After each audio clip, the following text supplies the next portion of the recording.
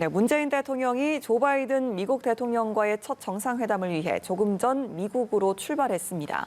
한미 정상이 백신 협력과 북핵 문제 등 많은 과제를 놓고 머리를 맞댈 것으로 보이는데요. 이번 한미 정상회담의 의미와 또 핵심 의제를 민정훈 국립외교원 교수와 함께 짚어보겠습니다. 어서 오십시오. 네, 안녕하십니까. 네, 문 대통령 조금 전에 이제 한미 정상회담을 위해서 출국을 했습니다. 바이든 대통령이 이제 취임하고 나서 바로 이제 일본의 스가 총리를 만났고 두 번째로 이제 문 대통령과 하는 정상회담인데요. 이번 한미 정상회담의 의미를 좀 짚어주시죠. 예, 지금 앵커께서 말씀해 주신 것처럼 그 바이든 대통령이 취임한 이후에 일본 총리에 이어서 우리 대통령께서 두 번째로 이제 그 대면 정상회담을 하시는 거거든요. 그러니까 이 부분이 이제 그 바이든 행정부한테 있어서 한국이 얼마나 중요한 동맹국인가를 잘 보여주는 그러한 계기다 이렇게 말씀을 드릴 수가 있겠습니다. 네. 뭐 잘 아시는 것처럼 바이든 행정부에서 민주 동맹이나 파트너들의 협력을 바탕으로 해서 미국의 글로벌 리더십을 유지하고 복원하겠다. 이것이 대외정책의 목표고, 그리고 그러한 대외정책을 구체적으로 지역별로 실시하는 데 있어서 가장 중요하게 여겨지는 부분이 인도태평양 지역이거든요. 그 인도태평양 지역에서 미국이 중국의 부상을 견제하고 미국의 영내 리더십 유지하기 위해서 동맹과 파트너들과의 협력이 절실한데 그 핵심이 되는 국가들이 일본과 더불어서 한국이라는 걸 여실히 보여주는 거죠. 그러니까 과거에는 20세기만 해도 유럽에 비해서 아시아가 중요성이 떨어졌는데 이제 21세기에는 유럽보다 아시아가 더 미국의 이익에 중요하다는 걸 보여주는 것이고, 그래서 이번 그 한미 정상회담에서 물론 이제 양국 간의 정상회담이기 때문에 양국 간의 그 다양한 의제가 논의될 것이지만, 그렇지만 두 번째로 한미 정상이 대면 정상회담 한다는 것은 그만큼 한국의 중요성이, 즉 미국한테 있어서 한국이 굉장히 중요한 동맹이자 파트너다, 이거를 상징적으로 보여주는 계기다 이렇게 생각을 하고 있습니다. 예, 어느 정도 좀 의미 있는 회담이 될 것 같은데, 또 대면 회담이다 보니까 이제 다양한 의제들이 좀 관측이 되고 있지만 좀 시기인지라 아무래도 백신 협상에 가장 좀 관심이 모이는 것 같습니다. 좀 어떤 의제들이 대화 테이블에 올라갈까요, 이 밖에도? 예, 그 다양한 의제가 올라갈 거라고 생각을 하는데요. 구체적으로 좀 구분을 해서 말씀을 드려보자면 한미 동맹을 운영하는 것과 관련돼서 말씀드리면 가장 이해가 좋을 것 같아요.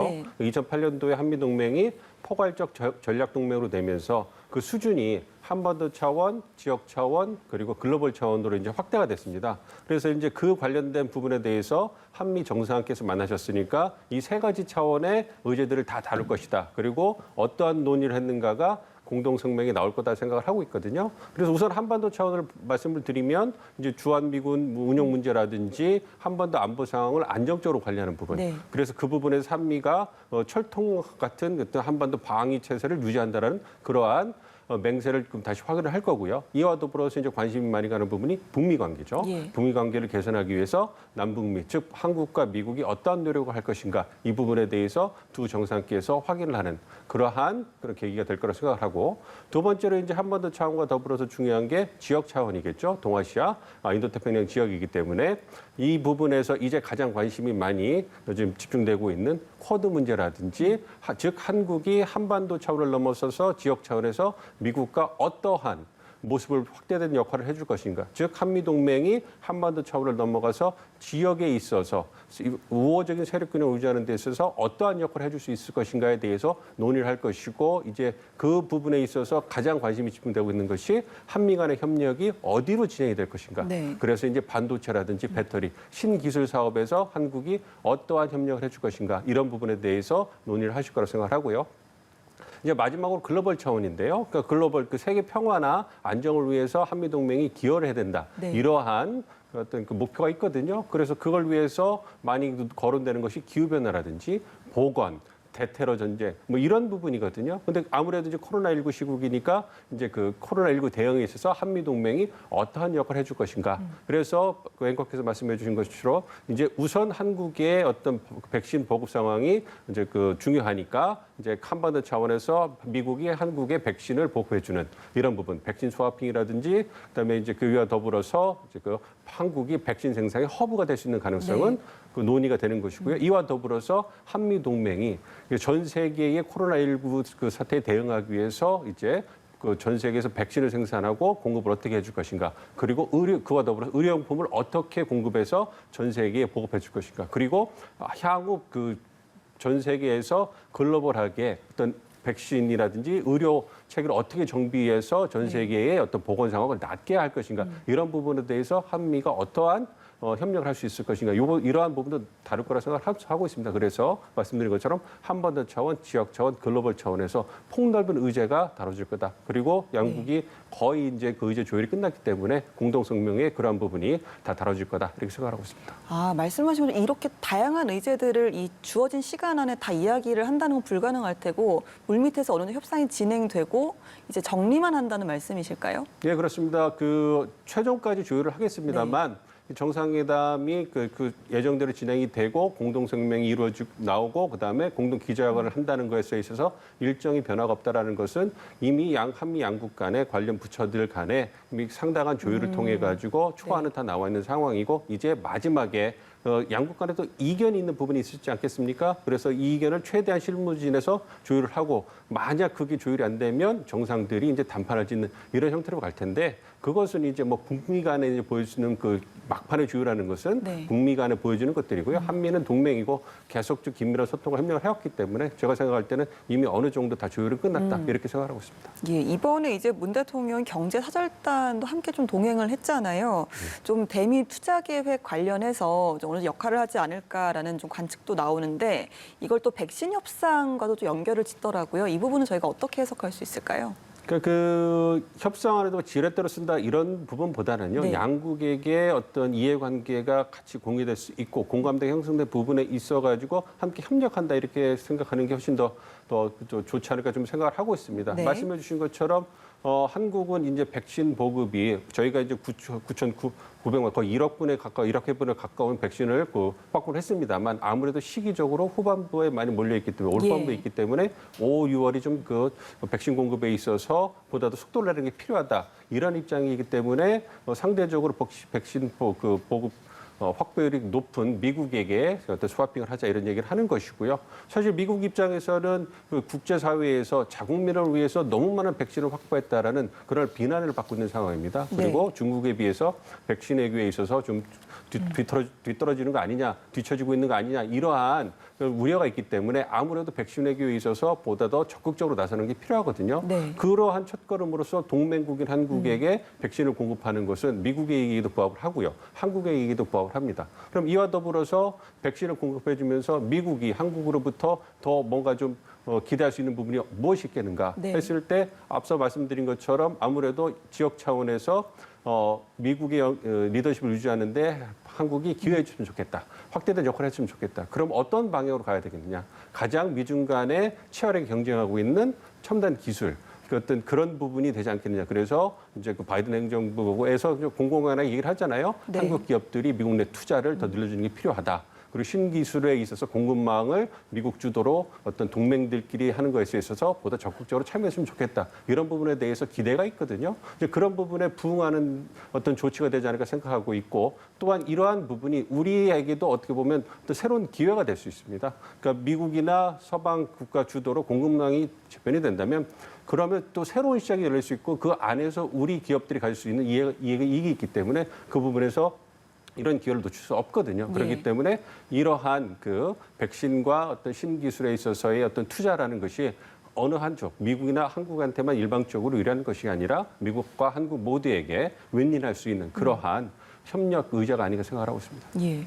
이번에 이제 우리는 백신을 어느 정도 또 백신 선물을 가지고 올 것이냐에 집중을 하지만 관련해서 이제 미국에서는 쿼드 참여라는 어떤 딜을 좀 내놓지 않을까 이런 이야기가 계속 나오는 와중에 이제 백악관 커트 캠벨 인도태평양 조정관이 연합뉴스와 서면 인터뷰를 했습니다. 현 시점에서 쿼드를 확장할 계획은 없다라고 했는데요. 이거는 저희가 좀 어떻게 해석을 할 수 있을까요? 네, 저도 그 보도를 봤고요. 그래서 그 커트 캠벨 인도 태평양 조정관이 한 얘기를 좀 유심히 봤습니다. 그래서 그 부분은 뭐 명확한 것 같아요. 이 쿼드라는 것은 4개국, 미국, 일본, 호주, 인도 4개국이 참여하는 비공식 안보 협의체고요. 쿼드라는 것은 4개국이 참여하는 거기 때문에 쿼드에서 다 한국이 들어가나 아니면 호주 베트남이나 뉴질랜드 들어가게 되면 그거는 쿼드가 아니고 다른 이름이 돼야 되겠죠. 네. 그래서 한국이 쿼드에 참여한다는 것은 무슨 의미냐면 쿼드 자체가 아니라 쿼드 플러스의 형태로 참여할 수 있는 그런 부분을 얘기를 하는 것이거든요. 그래서 분명히 그 부분에 대해서 좀 말씀을 드리고요. 이제 그 쿼드가 아니라 쿼드 플러스에 있어서 한국이 참여하는 부분은 좀 전에 말씀드린 것처럼 신기술이라든지 인프라 사업이라든지 보건 부분이라든지 이런 부분, 기후변화에 있어서 어떤 그 미주 동맹과 파트너 그리고 뜻을 같이 하는 국가들끼리 모여서 쿼드 플러스의 형태로 소규모로 이렇게 협의체가 만들어지는 것은 그것은 앞으로도 본격화될 거라고 생각을 하고 있습니다. 네. 그래서 말씀드린 신기술이라든지 코로나19 대응, 백신 공급 이런 부분이 대표적인 그리고 우리가 단시간 내에 볼 수 있는 쿼드 플러스의 형태다 이렇게 생각하고 그 부분에서 한국의 국익이 그러한 그 쿼드 플러스에 참여하는 것에 부합하다면 우리가 적극적으로 들어가서 그 기회를 놓치면 안 되겠죠. 알겠습니다. 바이든 정부의 대북 정책 관련해서 좀 이야기를 넘어가 보자면요. 지금 검토는 끝내고 북한의 접촉을 제의한 상태다. 북한에서는 뭐 잘 접수했다 정도의 반응만 보인 것으로 알고 있습니다. 분명히 지금 한미 정상회담을 북한에서 좀 관심 있게 지켜볼 텐데요. 좀 이번 회담에서 북한을 다시 좀 대화 테이블로 이끌어오기 위한 어떤 방안들이 논의될 거라고 보시는지요? 이제 다양한 방안에 대해서 두 정상에서 논의를 하실 거라고 생각을 합니다만 공동 성명에 어느 정도까지 담길 거냐를 지켜봐야 될 것 같고요. 우선적으로 말씀해 주신 것처럼 북한이 주의 깊게 쳐다보고 있을 겁니다.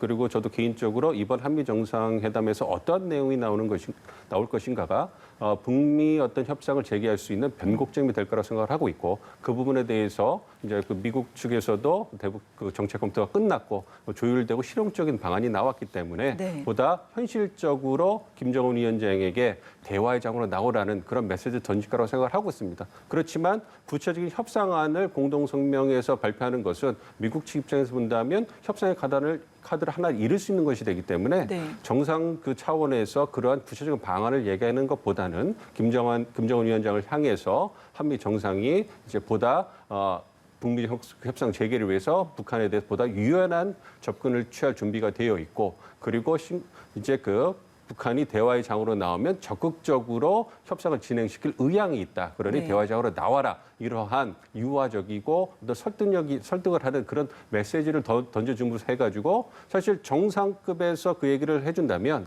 그 북한에서 어떤 그 결정을 할 수 있는 관련 결정을 할 수 있는 것이 김정은 위원장이잖아요. 네. 그리고 그 트럼프 행정부 내에서 김정은 위원장이 협상의 대표로 나갔다가 사실 성과를 못 얻어서 체면을 많이 손상한 부분이 있거든요. 그러니까 정상급에서 그 체면을 다시 복원해 준다면 그렇다면 김정은 위원장이 다시 한번 그 대화장에 나올 수 있는 명분을 마련해 주는 것이고 그런 명분을 마련해 주면 나머지 구체적인 안은 실무진에서 만나서 얘기하는 그러한 형태가 되지 않을까 이렇게 예상을 하고 있습니다. 그러니까 북한이 움직일 만한 명분을 이제 줄 수 있는 유화적인 제스처가 나와야 북한이 움직일 텐데 북한이 좀 아무런 제스처를 취하지 않거나 좀 무응답으로 일관할 수도 있는 그런 시나리오도 존재는 하는 거죠. 가능성은 있는 거죠. 그렇죠. 그 북한은 지금 잘 아시는 것처럼 그 자력갱생을 통해서 이제 내부 결속에 힘을 쏟고 있고요. 그리고 말씀해 주신 것처럼 미국이 대북 적자시 정책을 철회하지 않으면 대화에 응하지 않겠다라는 입장을 보여주고 있기 때문에 사실 북한 입장에서는 계속 지켜보면서 몸값을 높이기 위해서 이제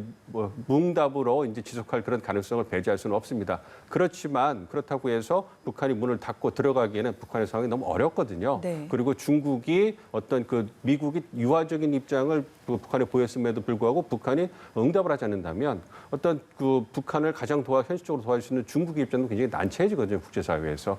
그런 걸 고려해 본다면 북한도 어느 정도 기싸움을 하다가 다시 이제 대화장으로 나오지 않을까. 그래서 일전에 그 말한 것처럼 처음에 미국이 북한에게 그 대화를 하자 했을 때 무응답을 하다가 갑자기 이제 태도가 돌변해서 잘 접수했다라고 이렇게 받아들이는 걸 본다면 이제 어느 정도 자신의 체면과 명분을 차리고 실을 챙길 준비가 된다면 대화장으로 나오겠다 이러한 메시지를 던진 거다 이렇게 생각하고 있습니다. 사실 제재 완화 카드가 좀 가장 실용적이겠지만 이제 미국에서는 이제 코로나 백신 관련해서도 어느 정도 유화적인 조치를 지원하겠다 이런 이야기를 꺼내고 있고 사실 중국에서도 코로나19 북한의 백신을 좀 지원을 하겠다 이런 이야기 나오고 있는 와중에 이런 건 좀 실용적인 카드가 될 거라고 보시는지요?